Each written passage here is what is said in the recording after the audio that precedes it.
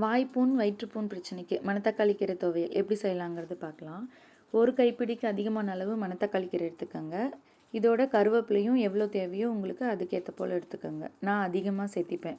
ஏன்னா குழந்தைங்க சாப்பாட்டில் இருக்கும் போது அதை ஈஸியாக எடுத்து எறிஞ்சிருவாங்க இல்லையா. இப்படி சட்னி மூலமாக கொடுக்குறதுனால அவங்க அதை எடுத்துப்பாங்க. நான் அதிகமாகவே எடுத்துப்பேன். ஏன்னா ஹெல்த் பெனிஃபிட்ஸ் இதில் அதிகமாக இருக்கனால நான் நிறைய சேர்த்திப்பேன். ஒரு பாத்திரத்தில் எண்ணெய் தேவையான அளவு விட்டுக்கோங்க. இந்த கீரைக்கான அளவுக்கு வெங்காயம் ஒரு 10 அல்லது 12 எடுத்துக்கோங்க. சின்ன வெங்காயம், ஒரு 5 பல் பூண்டு, 2 வரமிளகா உங்கள் காரத்துக்கு ஏற்ற போல், கொஞ்சம் சீரகம், 2-3 மிளகு இதெல்லாம் போட்டு நல்லா பொன்னிறமாக வறுத்ததுக்கப்புறம் கருவேப்பிலையும் சேர்த்திக்கோங்க. ஏன்னா கருவேப்பிலையே எண்ணெயில் வெங்காயத்தோடு சேர்த்து வணக்கும் போது நல்லா மொறுன்னு கிறிஸ்பாக கிடைக்கும். கீரையோடு வணக்கணும் அப்படின்னா கீரை தண்ணி விடும், அதனால் அந்த கிறிஸ்பினஸ் கிடைக்காது கருவேப்பிலைக்கு. அதனால் இந்த மாதிரி நல்லா மொறுன்னு வறுத்து எடுத்துக்கோங்க. கீரையாக சாப்பிட்ணுன்னா அதிக பேர் அதை விரும்ப மாட்டாங்க. அதனால் இப்படி சட்னி அரைச்சி கொடுக்கறதுனால இட்லி தோசைக்கோ இல்லை சாப்பாடோட மிக்ஸ் பண்ணியோ ஈஸியாக சாப்பிட்ருவாங்க.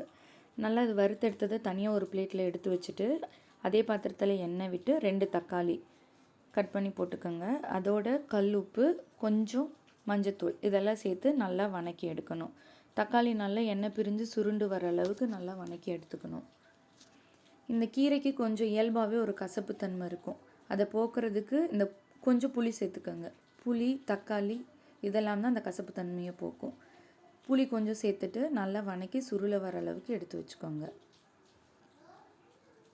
இதை நல்லா வதக்குனதுக்கப்புறம் இதையும் அதோடு எடுத்து தனியாக வச்சுட்டு அதே பாத்திரத்தில் இன்னும் கொஞ்சம் எண்ணெய் விட்டுக்கோங்க. அந்த எண்ணெயில் நம்ம எடுத்து வச்ச கீரையை, மணத்தக்காளி கீரையும் சேர்த்து நல்லா வதங்கி வரணும்.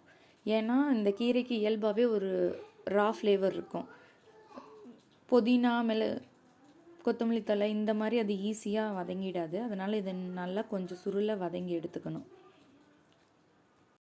இந்த கீரைக்கு இயல்பாகவே பார்த்திங்கன்னா வயிற்றுலேயோ வாயிலையோ இருக்க புண்ணெல்லாம் குணப்படுத்துகிற தன்மை இருக்குது. இதை வெறும் வாயிலேயே சாப்பிட்லான்னு சொல்லுவாங்க.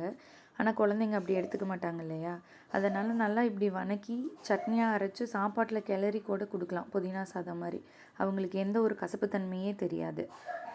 நல்லா இந்த மாதிரி சுருண்டு வந்ததுக்கப்புறம் நம்ம ஏற்கனவே வணக்கி வச்சுருக்கோம் இல்லையா, வெங்காயம், தக்காளி அதெல்லாம் இதோடு சேர்த்து இன்னும் ஒரு வதக்கல் கொடுத்துக்கோங்க. வதக்கி எடுத்ததுக்கப்புறம் துருவி வச்ச தேங்காய் ஒரு 2 ஸ்பூன் சேர்த்துக்கோங்க. தேங்காய் சேர்த்துறது மூலயமா கசப்புத்தன்மை இன்னும் கொஞ்சம் குறையலாம். இந்த மெத்தடில் செஞ்சு பாருங்கள், கொஞ்சம் கூட கசப்பே தெரியாது.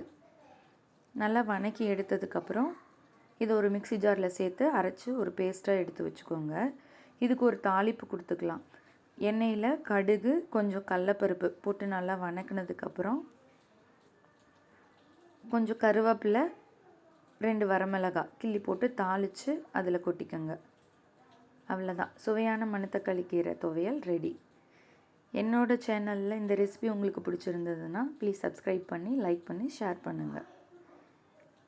தேங்க்யூ ஃபார் வாட்சிங்.